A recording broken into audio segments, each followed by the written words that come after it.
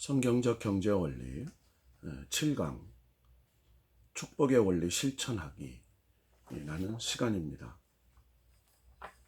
하나님의 축복을 받는 원리가 있습니다. 먼저 한 예화를 여러분에게 소개하고 강의를 하려고 합니다.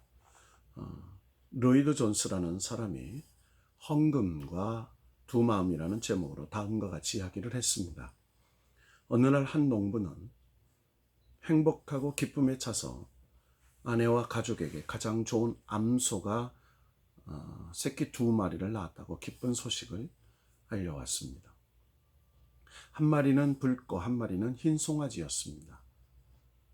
여보, 당신도 생각했겠지만 이 2마리 중 한 마리를 주님께 드려야 한다는 느낌이 들지 않겠소? 우리 이 2마리를 길러서 그 중 한 마리를 때가 되면 팔아서 주님을 위해 헌금합시다. 그의 아내는 그가 주께 바치겠다고 하는 송아지가 어떤 것이냐고 질문했습니다. 그러자 그런 일에는 신경 쓰지 말아요. 우리는 2마리를 같이 길렀다가 때가 되면 우리가 말한 대로 합시다. 몇 개월이 지났습니다. 남편이 매우 거북한 얼굴로 들어왔습니다. 난 당신에게 나쁜 소식을 전하야겠소.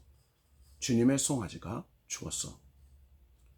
그 아내는 아니, 당신은 어떤 것이 주님의 것이냐는 결정을 하지 않으셨잖아요 라고 말을 했습니다. 그때 남편이 아니, 나는 사실 언제나 흰놈을 드리려고 했단 말이야. 그런데 흰놈이 죽었다니까. 그러니 주님의 송아지가 죽은 것이요. 우리는 이 이야기를 들으면서 씁쓸한 마음이 듭니다. 우리에게 있어 주님의 송아지만 죽는다. 언제나 죽는 것은 주님의 송아지라는 말이다. 돈이 없어 곤란을 겪을 때 우리가 삭감하는 첫 번째 항목은 하나님 일에 바칠 헌금이다. 언제나 맨 처음 깎이는 것은 하나님께 드리기로 한 헌금이다. 돈은 그 사람이 누구인지를 결정합니다. 돈을 사용함에 대하여, 돈을 구별함에 대하여 우리는 생각해 봐야 합니다. 우리는 흔히 돈에 대하여 이분법적으로 선이냐 악이냐를 물을 때가 있습니다. 하지만 돈은 가치 중립적인 것입니다. 돈의 본질은 어떻게 사용하느냐 문제이지, 성경이 돈에 대하여 그렇게 강조하는 이유는 바로 돈 앞에서 우리가 누구인지가 증명되기 때문입니다. 이 말은 돈 앞에서 삶의 주인이 누구인지를 증명해야 하는 순간이 온다는 말입니다. 하나님 앞에 우리가 돈을 구별해야 하는 이유는 바로 그것이 신앙이기 때문입니다. 여러분이 하나님을 믿는다고 하면서 헌금에 대한 결단이 없다면 하나님을 향한 마음이 없다는 것입니다. 목회를 하면서 가장 큰 부담이 뭔지 아십니까? 헌금에 대한 설교를 하는 것입니다. 목회를 하면서 많은 부분을 결정해야 하는 것이 헌금을 올바르게 사용하냐는 것입니다. 여러분, 하나님 뜻에 맞도록 헌금하고 하나님 뜻에 맞도록 사용하는 것 굉장히 중요합니다. 고린도후서 9장 7절에 보면 각각 그 마음에 정한 대로 할 것이요 인색함으로나 억지로 하지 말지니 하나님은 줄겨내는 자를 사랑하시느니라 라고 말씀합니다. 이 말씀이 뜻하는 바 하나님께 구별하여 드리는 것은 그 누가 하는 것도 아닌 자신이 하는 것입니다. 마음에 정한 대로 인색함이나 억지로 하는 것은 하나님이 기뻐 받으시지 않는다는 전제입니다. 그래서 헌금은 돈에 대한 문제가 아니라 신앙에 대한 문제입니다. 오늘 이 시간 좋은 그리스도인이 되기 위해 지금까지 행해왔던 잘못된 우리 헌금과 구별이 어떤 것이었는지를 살펴보겠습니다. 앞에 일부에서 11조에 대한 이야기들을 좀 드렸습니다. 몇 가지 우리가 잘못된 우리 헌금과 또 구별이 어떤 것인가 좀 전에 살펴보겠다고 했는데, 조건적인 헌금이 있죠. 먼저 이 조건적인 헌금 이런 것입니다. 제가 크게 한번 헌금할 테니 이번 사업이 성공할 수 있도록 도와주세요. 가끔 제 주변에도 하나님 나에게 얼마의 소득과 축복을 주시면 그 중에 일부를 하나님께 드리겠습니다 라고 말하는 성도들이 있는 것을 보게 됩니다. 두 번째로는 준비가 안 된 헌금이 있습니다. 오늘은 미처 헌금을 준비하지 못했군. 한 주 정도 헌금을 안 할 수도 있지 뭐. 헌금을 단순한 돈이 아니라 신앙의 표현이고 하나님이 우리에게 주신 은혜에 대한 신앙적인 응답입니다. 그러니까 준비되지 않았다는 것은 하나님의 은혜를 깨닫지 못하고 감사치 않는다는 태도라는 것이죠. 세 번째로는 기분대로 하는 헌금이 있습니다. 오늘은 목사님의 말씀 별로 은혜가 안 되는군. 헌금하고 싶은 마음이 안 드는 걸. 헌금이 개인적인 감정의 기복에 따라 드려져서는 안 된다는 것이죠. 신앙생활이란 기분에 따라하는 것이 아니라 은혜 받은 성도의 자세에서 나오는 것이기 때문입니다.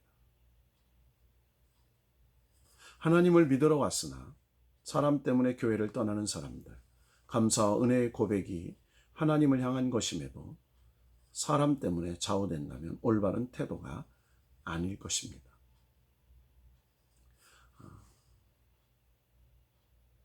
네 번째로 떳떳하지 못한 헌금이 있습니다. 부정하게 번 돈이면 어때? 정승같이 쓰면 된다고 했으니 상관없을 거예요.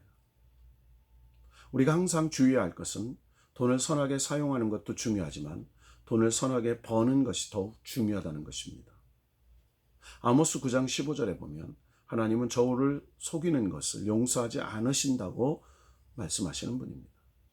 떳떳하지 못한 소득을 하나님께 드리는 것은 옳은 일이 아니며 적은 소득이라도 정직한 예물을 드려야 하는 것입니다. 다섯 번째, 남은 돈으로 드리는 헌금이 있습니다. 이번 달에 학교 등록금을 내야 하는데 11조는 무슨 돈으로 드리지?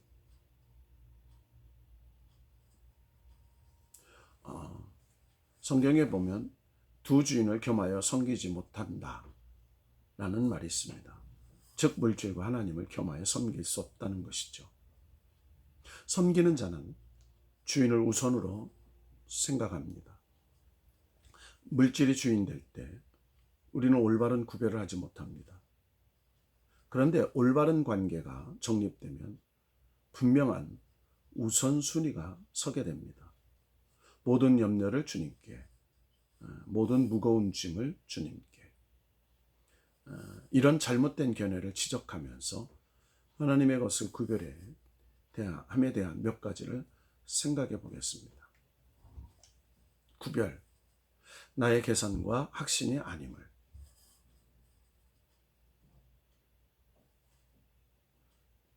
교정된 시각을 통해 우리가 확신하건대 물질의 구별은 내가 하는 것이되 내 마음대로 하는 것이 아니요 나의 기쁨을 위해서도 아니요 하나님 중심적인 구별임을 알아야 한다는 것입니다. 돈으로 하나님은 우리를 시험하십니다. 돈이야말로 우리가 살아가는 데 있어서 없어서는 안 되기에 때로 하나님과 돈 사이에서의 결단을 요구하십니다. 하나님의 것을 구별하는 데는 먼저는 하나님의 명령에 기초하는 것이요. 또 하나는 변화된 심령에서부터 나오는 것입니다. 교회에서는 돈 이야기를 하기 가장 어렵다고 합니다. 그런데 이 돈에 대한 이야기를 분명하게 하지 않는 한 올바른 신앙생활을 하기 힘이 듭니다.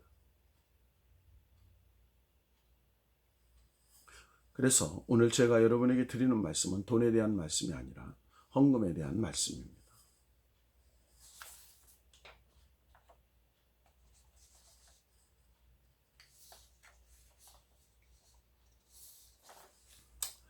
자, 축복의 원리가 있습니다. 하나님의 축복을 받는 원리.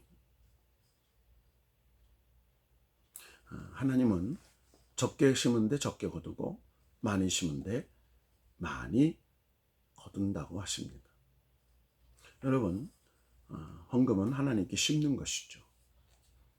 헌금은 하나님 앞에 미래를 준비하는 것이기도 합니다. 여러분 한번 생각해 보십시오. 심지 않고 새벽마다 금식하며 복 달라고 기도한다. 여러분 어떻게 생각하십니까? 학생이 공부하지 않고 공부 잘하게 해달라고 기도한다. 여러분 어떻게 생각하십니까? 농부가 밭에 씨를 뿌리지 않고 풍년을 달라고 기도한다. 여러분은 어떻게 생각하십니까? 축복받는 원리가 심는 것인 줄 알면서도 왜 사람들이 심지 않겠습니까?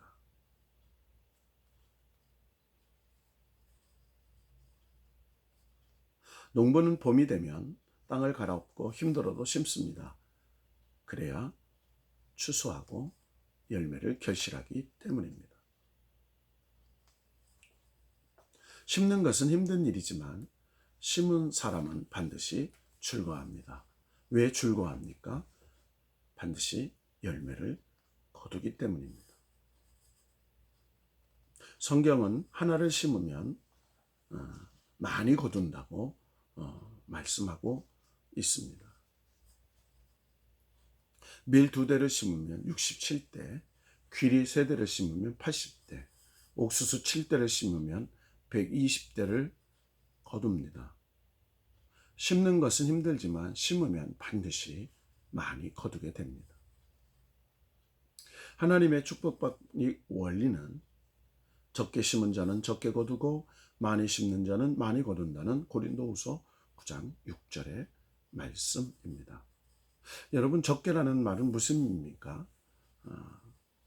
적게 믿음과 사랑과 헌신이 부족하다는 것이죠. 많이라는 것은 믿음이 크고 그리고 헌신이 크고 사랑이 크다라는 의미일 것입니다.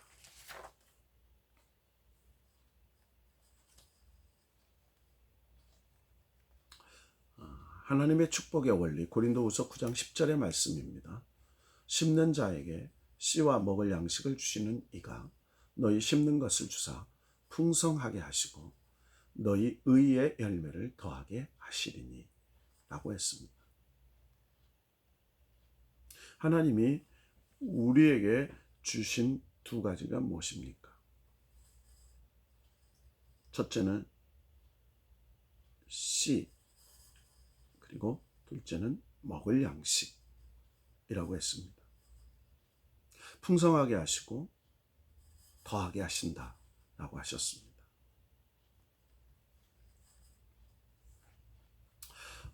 농부의 세계에서 반드시 지켜야 할 법칙이 있습니다. 씨는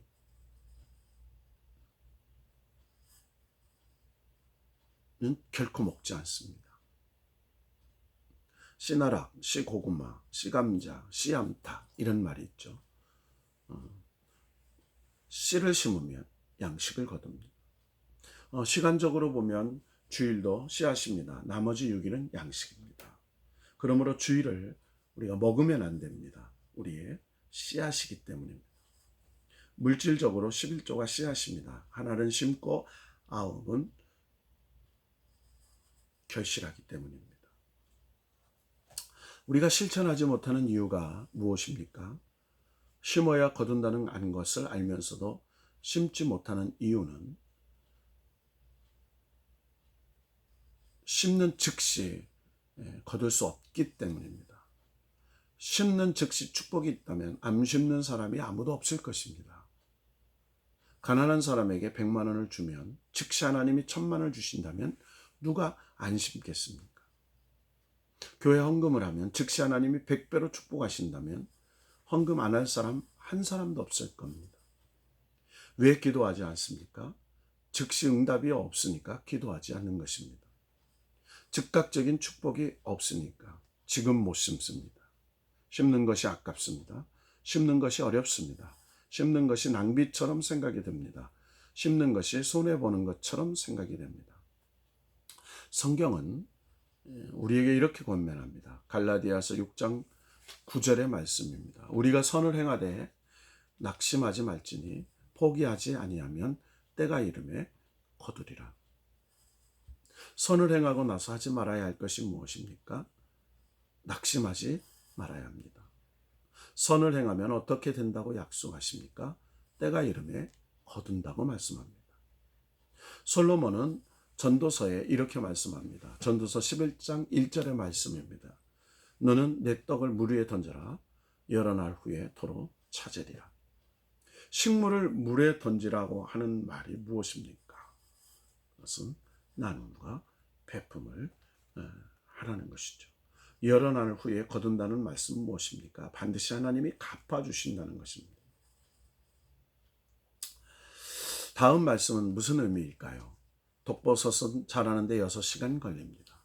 그러나 송이버섯은 오랜 시간 걸립니다. 병아리는 태어나는데 3주일 걸립니다. 그러나 송아지는 태어나는데 1년이 걸립니다. 여러분, 귀한 것은 오래 걸린다는 것이죠. 심는 그것을 거둡니다. 성경은 심는 대로 거둔다고 합니다. 물질을 심으면 물질을 거두고 건강을 심으면 건강을 거둡니다. 신령한 것을 심으면 신령한 것을 거둡니다. 교회를 위해 심으면 교회로부터 축복을 거둡니다. 목회자를 위해 기도하면 목회자로부터 기도의 축복을 받습니다. 그래서 심어야 한다는 것이죠. 힘들어도 심고 많이 심어야 한다는 것입니다. 심는 대로 거두는 축복의 주인공이 되는 것이죠. 세상의 모든 것은 심는 법칙입니다. 여러분, 공부도 심는 것입니다. 미래를 위해서 심는 것이죠. 여러분, 봉사도 심는 것입니다. 미래를 위해 심는 것입니다. 예배도 심는 것입니다. 하나님의 축복을 심는 것입니다. 헌금도 심는 것입니다. 하나님의 축복을 심는 것입니다. 축복의 원리, 우리는 알면서 실천하기 어려워합니다. 그것은 바로 지금 쓸 것이 많기 때문입니다. 지금 사용할 것이 많기 때문입니다. 그런데 그 삶의 우선순위를 어떻게 두느냐에 따라서 우리의 삶의 태도는 달라집니다. 여러분, 하나님께서 여러분의 앞날에 축복이 넘치기를 바랍니다. 우리는 미래를 심는 사람입니다. 아니, 한 번 사는 일생을 통해서 영생을 심는 사람들입니다. 여러분들은 그냥 대학생이 아닙니다. 여러분은 신령한 대학생입니다. 여러분은 신학생입니다. 교회음악과를 다니던, 사회복지학과를 다니던, 신학과를 다니던 선지동산의 신령한 사람들입니다. 여러분은 믿어야 할 것이 있습니다. 반드시 하나님께서 여러분에게 복을 주신다는 사실을 믿어야 합니다. 세상에 오복이 아닙니다. 하나님께서 주시는 신령한 영적인 복, 팔복을 말합니다. 여러분, 우리는 영적인 자존감을 가질 때 비로소 가치 있는 존재가 되는 것입니다. 여러분들이 존재하는 이유가 무엇입니까? 하나님의 사명을 위해서 존재합니다. 귀한 것에 쓰임을 받는 것이죠. 하나님께서 능력도 주시고, 하나님께서 축복도 주시고, 하나님께서 물질도 주시고, 하나님께서 건강도 주실 것입니다. 여러분의 미래가 하나님께 있습니다. 그 미래를 하나님께 맡겨보십시오. 그리하면 하나님께서 책임져 주실 것입니다. 그래서 여러분은 미래의 주인공들이 되어야 합니다.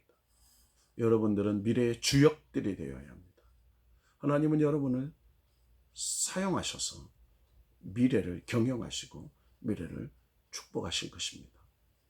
여러분의 앞날에 하나님의 축복과 은혜가 넘치기를 바라고, 여러분들에게 강의를 대신하지 못했던 것들은 자료를 보냄으로써 부족한 강의 시간을 메꾸도록 하겠습니다. 건강하지 못해서 여러분에게 좀 더 풍성한 강의와 많은 대면을 하지 못함을 참 죄송하게 생각하고, 여러분들에게 준비된 대로 동영상과 강의안을 제출해 드리도록 하겠습니다. 여러분의 앞날에 하나님의 축복이 함께 하시기를 기도합니다. 감사합니다.